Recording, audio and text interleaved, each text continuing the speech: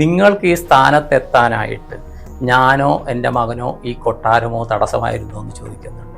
മരണം നടക്കാത്ത വീട്ടിൽ നിന്ന് ഒരു പിടി കടുക് കൊണ്ടുവരുമെന്നാണ്. ഇപ്പൊ എല്ലാവരുടെയും ചിന്ത ശനി വിട്ടിട്ട് ഇപ്പൊ വ്യാഴമാണ്. മനുഷ്യനെ സംബന്ധിച്ചിടത്തോളം മനുഷ്യൻ കൂടുതൽ കോൺസെൻട്രേറ്റ് ചെയ്യുന്ന പ്രശ്നങ്ങളിലാണ്. ഞാൻ എല്ലാവരോടും പറയുന്നത്, നമുക്ക് വേണ്ട ഒരു കാര്യം നമുക്ക് പുറത്തുനിന്ന് കിട്ടാത്തത്, കാശ് കൊടുത്താൽ കിട്ടാത്ത ഒരു സാധനമാണ് ഹാപ്പി.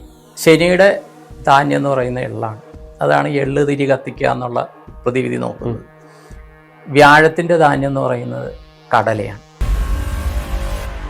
പല വിധത്തിൽ പിന്നെ പ്രഹ്ലാദനെ കൊല്ലാൻ നോക്കി, നടന്നില്ല. കാര്യം എന്താ വെച്ച് കഴിഞ്ഞാൽ യൂണിവേഴ്സ് ഇതിൽ എന്തൊക്കെ പറഞ്ഞാലും പ്രപഞ്ചം എന്ന് പറയുന്ന ഒരു ശക്തിയാണ്. നമ്മൾ ആ പ്രപഞ്ചത്തിനുള്ളിലാണ്. ആ പ്രപഞ്ചത്തിന് നമുക്ക് രൂപം കൊടുക്കാം. രൂപമില്ലാണ്ട് എല്ലായിടത്തും നിറഞ്ഞു നിന്നാണെന്ന് പറയാം, അല്ലെ? ചില മതങ്ങൾ പറയുന്നു ദൈവം എന്ന് പറയുന്ന ശക്തിക്ക് രൂപമില്ല, അതെല്ലായിടത്തും നിറഞ്ഞു നിൽക്കുന്നു എന്ന് പറയും. ചിലർ പറയുന്നു ഇതാണ് രൂപം എന്ന് പറയുന്നത്. എന്തോ ആകട്ടെ, ഇതിനുള്ളിലാണ് നമ്മൾ നിൽക്കുന്നത്. അപ്പൊ ഈ പ്രാർത്ഥനകൾ എപ്പോഴും ലളിതമായിരിക്കണം. നമുക്ക് ആവശ്യമുള്ളതിലേക്ക് മാത്രം കോൺസെൻട്രേറ്റ് ചെയ്യും. പക്ഷേ ഇപ്പൊ എന്നോട് കോണ്ടാക്ട് ചെയ്യുന്ന എല്ലാവരോടും ഞാൻ പറയുന്നത് ഭഗവാനോട് പരാതി പറയാണ്ടിരിക്കുക എന്ന് പറഞ്ഞാൽ, എനിക്ക് പ്രശ്നമാണ്, വീട്ടിൽ പ്രശ്നമാണ്, കുട്ടികൾക്ക് ജോലിയായില്ല, കുട്ടികൾ നന്നായിട്ട് പഠിക്കുന്നില്ല, ഇതൊക്കെയല്ലേ പറയുന്നത്. ആവശ്യമുള്ള കാര്യങ്ങളൊന്നും ചോദിക്കുന്നില്ല, അല്ലേ? പ്രാർത്ഥിക്കുന്ന ആവശ്യമുള്ള കാര്യങ്ങളിലേക്ക് ചോദിച്ചാൽ, എന്നാൽ ചോദിച്ചാൽ ഉടനെ തന്നെ കിട്ടണമെന്നുമില്ല. ഇപ്പൊ എനിക്ക് നാളെ 2 ദിവസം കഴിഞ്ഞ് ഡൽഹി പോകണം, അല്ലെങ്കിൽ എവിടെയെങ്കിലും പോകണം, ബാംഗ്ലൂർ പോകണം. അവിടെ പോകണമെന്ന് വെച്ച് കഴിഞ്ഞാൽ റോഡ് മാർഗം ഈ സഞ്ചരിക്കാനുള്ള സൗകര്യം ഉണ്ടാകണമെങ്കിൽ ട്രെയിനിൽ ടിക്കറ്റ് വേണം. അതിന് അതിൻ്റെതായ എല്ലാത്തിനും സമയമുണ്ട്. അതുകൂടി നമ്മൾ കണക്കിലെടുക്കണം. പക്ഷെ പലർക്കും അവരൊരു പ്രാവശ്യം പ്രാർത്ഥിക്കുമ്പോൾ തന്നെ കാര്യങ്ങൾ നടക്കണമെന്നാണ്. ഇതിൽ എന്തൊക്കെ കാര്യങ്ങളാണ് ഇപ്പൊ ദൈവം പോലും പറഞ്ഞിട്ടുണ്ട്. ഇപ്പൊ ഏറ്റവും അവസാനത്തെ ഒരു അവതാരം എന്ന് പറയുന്നത് ബുദ്ധനാണ്. ഈ ഇതില് വൈഷ്ണവ ഇതിൽ പറയുന്ന ബുദ്ധനാണ്. ഇപ്പോൾ അയോധ്യ ക്ഷേത്രത്തിൽ 9ാമത്തെ അവതാരം ബുദ്ധനാണെന്ന് പറയുന്നുണ്ട്. ഈ ബുദ്ധൻ തന്നെ തൻ്റെ ജീവിതത്തിൽ സിദ്ധാർത്ഥ രാജകുമാരൻ വളരെയധികം ക്ലേശങ്ങളിലൂടെ കടന്നുപോയ ആളാണ്. എന്ന് പറഞ്ഞാൽ സ്വന്തം രാജകൊട്ടാരത്തിൽ ഒരു സുഖഭോഗങ്ങളിൽ മതിച്ച്, എന്ന് പറഞ്ഞാൽ ഒന്നും ഹിതകരമല്ലാത്ത ഒന്നും കാണാണ്ടിരിക്കുമ്പോൾ ഏതോ ഒരു മരണം കണ്ടതാണ് ഈ ബുദ്ധന് ഭയമുണ്ടായി. ഈ ഒരു അവസ്ഥയും മനുഷ്യനുണ്ടോന്ന്. എന്ന് പറഞ്ഞാൽ അച്ഛനമ്മമാര് ഒന്നും അറിയാണ്ട്, യാതൊരു സങ്കടവും അറിയാണ്ട് വളർത്തിയതാണ് സിദ്ധാർത്ഥ രാജകുമാരനെ. പക്ഷേ ആ ഒരു സ്ഥാനം ഏറ്റെടുത്ത് കഴിഞ്ഞപ്പോൾ അദ്ദേഹത്തിന് മനസ്സിലായി, എന്തൊക്കെ നേടിയാലും മനുഷ്യൻ ഒന്നുമില്ലാണ്ട് ചലിക്കാൻ പറ്റാത്ത ഒരവസ്ഥയിലേക്ക് കടന്നു പോകുന്നു. അവിടെ വെച്ച് അദ്ദേഹം ചിന്തിക്കുകയാണ്, ഇതെന്താണ് ഇതിൻ്റെ അർത്ഥം, എന്താണ്? എല്ലാ സുഖ സൗകര്യങ്ങളിലുമാണ് നമ്മൾ ജീവിക്കുന്നത്, എന്നിട്ടും ഇത് എന്തുകൊണ്ട് വരുന്നു എന്നാണ് ഇത് വരുന്നത്. പിന്നെ അദ്ദേഹം അതിൻ്റെ അന്വേഷണത്തിലേക്ക് പോവുകയാണ്. അന്വേഷണത്തിലേക്ക് പോയി 12 വർഷത്തേക്ക് അദ്ദേഹം പോയി എന്നാണ് പറയുന്നത്. അദ്ദേഹത്തിൻ്റെ പത്നിയെയും മകനെയും രാജകൊട്ടാരവും ഉപേക്ഷിച്ച് അദ്ദേഹം പോയി എന്നാണ് പറയുന്നത്. പോയിട്ട് ലാസ്റ്റ് അദ്ദേഹത്തിന് ഒന്നും കിട്ടാണ്ട് വന്നപ്പോൾ മൃതപ്രായനായിട്ട് കിടക്കുമ്പോഴത്തേക്കും അദ്ദേഹത്തിന് ബോധപ്രാപ്തി ഉണ്ടായി എന്ന് പറയുന്നു. ബോധം വേറൊരു തലത്തിലേക്ക് കണക്ട് ചെയ്യപ്പെടുന്നു. നമ്മളും എല്ലാവരും നമ്മുടെ ബോധം ഓരോ സമയത്തും നമ്മുടെ ബോധം ഇങ്ങനെ വികസിച്ചുകൊണ്ടിരിക്കുകയാണ്. അത് കഴിഞ്ഞിട്ട് ഇദ്ദേഹം തിരിച്ച് വീട്ടിലേക്ക് വരികയാണ്. അപ്പോൾ പറയുന്നുണ്ട്, ഇദ്ദേഹത്തിൻ്റെ പത്നി ചോദിച്ചു, നിങ്ങൾ ഈ 12 വർഷം ആ സിദ്ധാർത്ഥ രാജകുമാരനായിട്ട് പോയ ആൾ തിരിച്ചു വരുന്നത് ശ്രീബുദ്ധനായിട്ടാണ്, ബോധപ്രാപ്തി എത്തിയ ബുദ്ധനായിട്ടാണ് എത്തുന്നത്, ശിക്ഷഗണങ്ങളും ഒക്കെ ആയിട്ട്. അപ്പോൾ അദ്ദേഹത്തിൻ്റെ പത്നി ചോദിക്കുന്നുണ്ട്, നിങ്ങൾക്ക് ഈ സ്ഥാനത്തെത്താനായിട്ട് ഞാനോ എൻ്റെ മകനോ ഈ കൊട്ടാരമോ തടസ്സമായിരുന്നു എന്ന് ചോദിക്കുന്നുണ്ട്. അദ്ദേഹം അല്ല എന്ന് പറയുന്നുണ്ട് ശ്രീബുദ്ധൻ, അല്ലേ? അപ്പോൾ അദ്ദേഹവും തിരഞ്ഞെടുത്ത പ്രാർത്ഥന രീതി തെറ്റായിരുന്നു, അല്ലേ? ശരി, നമുക്ക് തോന്നാല്ലേ? ഇപ്പൊ മഹാവിഷ്ണുവിന്റെ 9ാമത്തെ അവതാരമാണെന്ന് നോർത്ത് ഇന്ത്യയിൽ പറയുന്നു. സൗത്ത് ഇന്ത്യ അത്രയും സമ്മതിക്കുന്നില്ല. നോർത്ത് ഇന്ത്യയിൽ പറയുന്ന ആ ശ്രീബുദ്ധന് പോലും തന്നെ ഇതിലെത്താനായിട്ട് ചില തെറ്റുകളിലൂടെ അദ്ദേഹത്തിന് പോകേണ്ടി വന്നു. എന്ന് പറഞ്ഞാൽ വീട് വിട്ടിറങ്ങുക, തന്റെ ഉത്തരവാദിത്തത്തിൽ നിന്ന് ഒളിച്ചോടുക, കർമ്മബന്ധങ്ങളിൽ നിന്ന് ഒളിച്ചോടിയിട്ട് അദ്ദേഹം അത് നേടി. എന്നിട്ടും പറയുന്നുണ്ട്, ഒരിത് വായിച്ചത് ഞാൻ അറിയുന്ന, ഈ സിദ്ധാർത്ഥ ഈ ശ്രീബുദ്ധന്റെ അടുത്ത് ഒരു സ്ത്രീ വന്നിട്ട് പ്രശ്നങ്ങൾ പറയുന്നു. അവരുടെ പ്രശ്നങ്ങൾ പറയുമ്പോഴത്തേക്കും അദ്ദേഹത്തെ പറയുന്ന പ്രതിവിധി, നിങ്ങളുടെ പ്രശ്നങ്ങൾക്ക് ഞാൻ പരിഹാരം ചെയ്യാം, പക്ഷേ നിങ്ങൾ ചെയ്യേണ്ടത് മരണമില്ലാത്ത വീട്ടിൽ നിന്ന്, മരണം നടക്കാത്ത വീട്ടിൽ നിന്ന് ഒരു പിടി കടുക് കൊണ്ടുവരുമെന്നാണ്. അവരുടെ അടുത്ത് ഒരു പിടി കടുക് വാങ്ങിച്ചുകൊണ്ട് വരും, അത് കൊണ്ടുവന്നു തന്നാൽ നിങ്ങളുടെ പ്രശ്നങ്ങൾ കംപ്ലീറ്റ് ചെയ്യാൻ മാറ്റിത്തരാമെന്നാണ് പറയുന്നത്. എൻ്റെ ഗുരു പറഞ്ഞിങ്ങനെ ഞാൻ കേട്ടിട്ടുണ്ട്. അങ്ങനെ ഇത് പറയാണ്. കാര്യം മരണം നടക്കാത്ത ഒരു വീട്ടിൽ നിന്ന് എന്ന് പറഞ്ഞാൽ മരണം നടക്കാത്ത ഒന്നുമില്ല, ഒന്നും ശാശ്വതമല്ല. ശാശ്വതം ഈ പ്രപഞ്ചമാണ്. പക്ഷെ ഈ പ്രപഞ്ചവും നാളെ എന്ത് മാറുമെന്ന് അറിയാൻ പറ്റുകയില്ല. എനിക്കിപ്പോൾ 56 വയസ്സ്. ഈ 56 വയസ്സ് ഞാൻ 10 വർഷം മുമ്പ് കണ്ട എറണാകുളമല്ല ഇപ്പോഴത്തെ എറണാകുളം. 20 വർഷം മുമ്പ് കണ്ടതല്ല, അല്ലെ?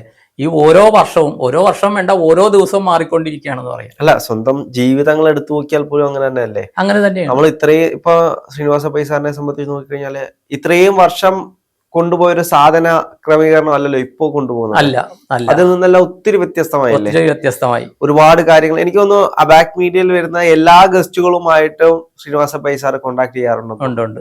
എന്നിട്ട് അവരുമായി പഠിക്കാൻ കഴിയുന്ന കാര്യങ്ങൾ കൃത്യമായി പഠിക്കുന്നുണ്ട്. ഓരോ കാര്യങ്ങളും അപ്ഡേറ്റ് ചെയ്ത് മറ്റൊരു ശ്രീനിവാസ പൈ ആയിട്ടാണ് മാറിക്കൊണ്ടിരിക്കുന്നത്. തീർച്ചയായിട്ടും. അപ്പൊ അതേപോലെ തന്നെയാണ് എല്ലാ കാര്യങ്ങളും അതുപോലെ തന്നെയാണ്. കാര്യം നമ്മൾ അപ്ഡേറ്റ് ആയിട്ട് കൊണ്ടിരിക്കുക. അതിൽ ഏറ്റവും വലിയ പ്രാർത്ഥന എന്ന് പറഞ്ഞാൽ നമ്മുടെ മനസ്സിനെ അടക്കി നിർത്താനാണ് ഏറ്റവും വലിയ ബുദ്ധിമുട്ട്. നമ്മളെന്തെന്ന് നമുക്ക് മനസ്സിലാക്കാൻ പറ്റില്ല, അത് പോട്ടെ, എന്നെ സംബന്ധിച്ച് അത് വേറൊരു തലം. പക്ഷേ നമ്മുടെ ചിന്തകളെ പോസിറ്റീവ് ആക്കാൻ നമുക്ക് സാധിച്ചാൽ, എനിക്കും പ്രശ്നങ്ങളെക്കുറിച്ച് ആലോചിക്കണമെങ്കിൽ കുറേയധികം പ്രശ്നങ്ങൾ. പക്ഷേ അതിൻ്റെ പ്രതിവിധികളെക്കുറിച്ച് ആലോചിക്കുക. എന്തിനെക്കുറിച്ചാണോ നമ്മൾ ആലോചിക്കുന്നത്, അവിടെ ലോ ഓഫ് അട്രാക്ഷൻ വർക്ക് ചെയ്യും. ഇപ്പോൾ ലോ ഓഫ് അട്രാക്ഷനെ കുറിച്ചൊക്കെ ഇവിടെ വന്ന് ആധികാരികമായിട്ട് പറഞ്ഞ ആൾക്കാരാണ്. അപ്പോൾ പക്ഷേ വരുന്ന എന്താ വെച്ച് കഴിഞ്ഞാൽ ആൾക്കാർ പ്രശ്നങ്ങളെക്കുറിച്ച് ആലോചിക്കുന്നു. ഈ ആലോചിക്കുന്ന പ്രശ്നങ്ങളുമായിട്ട് തന്നെ ക്ഷേത്രങ്ങളിൽ പോകുന്നു, അല്ലെങ്കിൽ നാമം ചൊല്ലാനായിട്ടിരിക്കുന്നു, വിളക്ക് കൊളുത്തി വെച്ചിട്ട് ഈ പ്രശ്നങ്ങളെക്കുറിച്ചാണ് ആലോചിക്കുന്നത്. ഈ ആലോചിക്കുന്ന കാര്യം തന്നെ കൂടുതൽ ആയിക്കഴിഞ്ഞാൽ, നമ്മൾ ഈ പപ്പടം വറുക്കാറുണ്ടല്ലേ, പപ്പടം വറുത്ത് കഴിഞ്ഞാൽ ഒരു കട്ട എത്തുമ്പോൾ പപ്പടം പുറത്ത് എടുത്തോളണം ചട്ടുകം വെച്ച്, ഇല്ലെങ്കിൽ ഇത് കരിഞ്ഞു പോകും. ഈ പ്രാർത്ഥന അതുപോലെ, ആവശ്യം എന്തൊക്കെയാണ് പ്രശ്നങ്ങൾ, ഇത് ആലോചിച്ച് ഇത് ഇങ്ങനെ കരിഞ്ഞ് ഇതാവും. പക്ഷെ അതേസമയം നമുക്ക് ഇതിൽ നിന്ന് നമ്മൾ തന്നെ തിരഞ്ഞെടുക്കണം നമുക്ക് എന്താണ് വേണ്ടത്. എനിക്ക് ഇതിൽ നിന്നെല്ലാം മനസ്സിലായിട്ടുള്ളത്, നമ്മൾ ഈ കമ്പ്യൂട്ടറിൽ ഒരു എന്തെങ്കിലും സജഷൻ കൊടുക്കുമ്പം ആ സജഷൻ കൃത്യമല്ലെങ്കിൽ ആ കോഡ് മൊത്തത്തിൽ പാളിപ്പോകും. അപ്പൊ നമ്മള് കമ്പ്യൂട്ടറിന് കൊടുക്കുന്ന ഒരു സാധനം അത് മൊത്തത്തിൽ വ്യത്യസ്തമായിട്ട് രീതിയിലായിരിക്കും അത് തരുന്നത്. അതേപോലെ തന്നെയാണ് നമ്മുടെ പ്രാർത്ഥനയും. ആ പ്രാർത്ഥനയുടെ സജഷൻ കൃത്യമാണെങ്കിൽ മാത്രമേ അത് നടക്കത്തുള്ളൂ. അത്രയേ ഉള്ളൂ. ആ പറയേണ്ട രീതിയിൽ കൃത്യ ഡ്യൂറേഷനിൽ പറഞ്ഞെങ്കിൽ മാത്രമേ അത് കേൾക്കുകയുള്ളൂ. പിന്നീട് അത് മാറ്റി അത് വേറെ എന്തെങ്കിലും രീതിയിൽ പറഞ്ഞു കഴിഞ്ഞാലും നമുക്ക് വേണ്ടുന്ന ഒരു ഔട്ട്പുട്ട് അതിൽ നിന്ന് കിട്ടില്ല. ഞാൻ എല്ലാവരോടും പറയുന്നത്, നമുക്ക് വേണ്ട ഒരു കാര്യം നമുക്ക് പുറത്തുനിന്ന് കിട്ടാത്തത്, കാശ് കൊടുത്താൽ കിട്ടാത്ത ഒരു സാധനമാണ് ഹാപ്പിനെസ്. 2, ഇത് കിട്ടാത്തത് ഒരു കാര്യമാണ് ഹെൽത്ത് നമ്മൾ തന്നെ നോക്കണം, അല്ലേ? 3, വെൽത്ത് എന്ന് പറയുന്നത് ഉണ്ടാകുന്ന കുറേയൊക്കെ ലക്കാണ്, കുറേയൊക്കെ ഭാഗ്യമാണ് വെൽത്ത് എന്ന് പറയുന്നത്, സമ്പത്ത് എന്ന് പറയുന്നത്. പിന്നെ ദീർഘായുസ്, ലോങ് ലൈഫ്. അപ്പം ഞാൻ എല്ലാവരോടും പറയുന്നത്, നിങ്ങൾ ഇത് തന്നെ ശ്രദ്ധിക്കുക. Happy, healthy, wealthy, long life. ഇത് നമ്മുടെ മനസ്സിൽ നമ്മളിങ്ങനെ ചിന്തിച്ചുകൊണ്ടിരുന്ന, അതിലേക്ക് നമ്മൾ മാക്സിമം ഒരു 11 മാസമൊക്കെ പിടിക്കുന്നു എന്ന് പറയുന്നു. കാര്യം ഏത് സാധനയും 1 വർഷം വേണമെന്നാണ് പറയുന്നത്. 1 വർഷം എന്ന് പറഞ്ഞാൽ നമ്മുടെ ഒരു ജന്മമാസം, ഒരു ജന്മ നക്ഷത്രം കഴിയുന്ന തീയതി എന്തോ ഒക്കെ അതിന് ആസ്ട്രോളജിക്കൽ റീസൺസ് ഉണ്ട്. അപ്പോൾ 1 വർഷത്തേക്ക് ഒരേ കാര്യം തന്നെ നമ്മൾ ശ്രദ്ധിച്ചുകൊണ്ടിരുന്ന, ഒരേ കാര്യത്തിലേക്ക് കോൺസെൻട്രേറ്റ് ചെയ്തുകൊണ്ടിരുന്ന നമ്മുടെ ജീവിത രീതി തന്നെ മാറും. നമ്മൾ പോസിറ്റീവിലേക്ക് മാറും. ആ പോസിറ്റീവിലേക്ക്, നമ്മുടെ ആവശ്യങ്ങളിലേക്ക് നമ്മൾ കോൺസെൻട്രേറ്റ് ചെയ്യുക. അത് കോൺസെൻട്രേറ്റ് ചെയ്യുന്നതാണ് പ്രാർത്ഥനയെന്നാണ് എൻ്റെ അനുഭവങ്ങളിൽ നിന്ന് എനിക്ക് മനസ്സിലായിരിക്കും. വ്യാഴമാറ്റം, എനിക്ക് തോന്നുന്നു എല്ലാവരും ഇപ്പോൾ കൂടുതൽ സെർച്ച് ചെയ്യുന്നത് വ്യാഴമാറ്റത്തെ കുറിച്ചാണ്. കാരണം ഇതിനു മുമ്പിട്ട് ശനിയുടെ മാറ്റമായിരുന്നു. അപ്പൊ എല്ലാവരും സെർച്ച് ചെയ്യുന്നത് ശനി മാറ്റം, ഈ വരാൻ പോകുന്ന ശനി മാറ്റത്തിന് എനിക്ക് എന്താണ് സംഭവിക്കാൻ പോകുന്നത്. ഇപ്പൊ എല്ലാവരുടെയും ചിന്ത ശനി വിട്ടിട്ട് ഇപ്പൊ വ്യാഴം മാറും, ഇനി എനിക്ക് എന്തുമായിരിക്കും സംഭവിക്കാൻ പോകുന്നത്. പക്ഷെ ശനിയാണെങ്കിലും വ്യാഴമാണെങ്കിലും അത്രത്തോളം മാറ്റങ്ങൾ ഉണ്ടാകുന്നു എന്ന് നോക്കിക്കഴിഞ്ഞാല് ആർക്കൊന്നും പറയാനും കഴിയുന്നില്ല. എന്താണ് ഇനി അടുത്ത വ്യാഴമാറ്റത്തിൽ സംഭവിക്കുക? വ്യാഴമാറ്റത്തിൽ എന്ന് പറഞ്ഞാൽ വ്യാഴം മിഥുനൻ രാശിയിലേക്ക് വരും. ഈ മിഥുനൻ രാശിയിലേക്ക് വരുമ്പോൾ മിഥുനൻ രാശിയുടെ മകരം, തിരുവാതിര, പുണർദം, ഈ 3 നാളുകളാണ് മിഥുനൻ രാശിയിൽ വരുന്നത്. പുണർദം പോയി ആയില്യം ഇതിലാണ്, കർക്കിടകത്തിലാണ്. അപ്പോൾ ചില രാശികൾ, ഇപ്പോൾ വ്യാഴം നിൽക്കണതിൻ്റെ 6 ഒരാളുടെ രാശിയിൽ നിന്ന് 6, 12 ഭാവങ്ങളിൽ 6, 8, 12 ഭാവങ്ങളിൽ വ്യാഴം നിന്നാൽ കുറച്ച് അനുകൂലമല്ല എന്നുള്ള രീതിയിൽ കാര്യങ്ങൾ പറയും. മനസ്സിലായി? അപ്പോൾ മനുഷ്യനെ സംബന്ധിച്ചിടത്തോളം മനുഷ്യൻ കൂടുതൽ കോൺസെൻട്രേറ്റ് ചെയ്യുന്ന പ്രശ്നങ്ങളിലാണ്. എന്ത് പ്രശ്നം വരും എന്നുള്ളതാണ് കൂടുതലും കോൺസെൻട്രേറ്റ് ചെയ്യുന്നത്. അപ്പോൾ ഇതിന് ഞാൻ ആ രാശികളൊന്നും പറയുന്നില്ല, ഏതാണെന്നൊന്നും പറയുന്നില്ല. ഒരുപക്ഷെ അതിലേതെങ്കിലും രാശികൾ ഞാനുമായിട്ട് ബന്ധപ്പെട്ടതോ എൻ്റെയോ എൻ്റെ ബന്ധുക്കളുടെയോ ആയിരിക്കും. അപ്പോൾ ഞാൻ അതിൻ്റെതായ അനുകൂലമല്ലാത്ത കാര്യങ്ങൾ ഞാൻ അക്സെപ്റ്റ് ചെയ്ത പോലെയാണ് ആ ഒരു ഇത് വരും. പക്ഷേ എൻ്റെ ഗുരു ബ്രഹ്മശ്രീ കൃഷ്ണമ്പ്രാന്തിരി തിരുമേനി പറഞ്ഞു തന്നിരിക്കണ ഒരു ഇതെന്താ വെച്ചാൽ എല്ലാ ഗ്രഹങ്ങൾക്കും ധാന്യങ്ങളുണ്ട്. മനസ്സിലായോ? അപ്പോൾ ഗ്രഹങ്ങളിൽ ഏറ്റവും കൂടുതൽ സമയമെടുത്ത് ഒരു രാശി മാറുന്നത് ശനിയാണ്. ഉദ്ദേശം 2.5 വർഷമാണ്. പിന്നെ രാഹുകേതുക്കളാണ്. ഉദ്ദേശം 1.25 1.5. കറക്റ്റ് പറയാൻ പറ്റുകയില്ല ഗതി ഇത് വെച്ചിട്ട്. എങ്കിലും 1 വർഷത്തിന് മേലുണ്ട് രാഹുകേതുക്കൾ. രാഹുകേതുക്കൾ പുറകിലോട്ടാണ് മാറുന്നത്. അതുപോലെ വ്യാഴവും 1 വർഷത്തിന് മേലുണ്ട്. അപ്പോൾ ഇത്രയും. ബാക്കിയെല്ലാം ഇപ്പോൾ ആദിത്യനാണെങ്കിൽ ഓരോ 30 ദിവസം 31 ദിവസം കഴിയുമ്പോൾ ഒരു രാശി മാറും. അതിനാണ് സംക്രമം എന്ന് വരുന്നത്. ആദിത്യം മാറുന്ന രാശിയാണ്. ചന്ദ്രൻ ഓരോ 3 ദിവസം കൊണ്ട് മാറും. ഒരു രാശിയിൽ നിന്ന് ചന്ദ്രൻ മാറും. ബാക്കി ബുധൻ, ചൊവ്വ, ശുക്രൻ എന്നൊക്കെ പറയുന്നത് ഇതുപോലെ തന്നെ പെട്ടെന്ന് മാറുന്ന ഇതാണ്. അപ്പോൾ ഈ കൂടുതൽ കാലം ഒരേ രാശിയിൽ നിൽക്കുന്ന ഗ്രഹങ്ങൾ കുറേയധികം സ്വാധീനം മനുഷ്യരിൽ വരുത്തും. ഇപ്പം മഴ 1-2 ദിവസം നിന്ന് പോയാൽ കുഴപ്പമില്ല അല്ലേ. പക്ഷെ ഒരാഴ്ചത്തേക്ക് കണ്ടിന്യൂസ് മഴ പെയ്ത് കഴിഞ്ഞാൽ വെള്ളപ്പൊക്കം വരും. ഇതേ അവസ്ഥ തന്നെ ഇത് വരും. ഇതിൽ വേറൊരു രസകരമായിട്ടൊരു കാര്യം പറയും.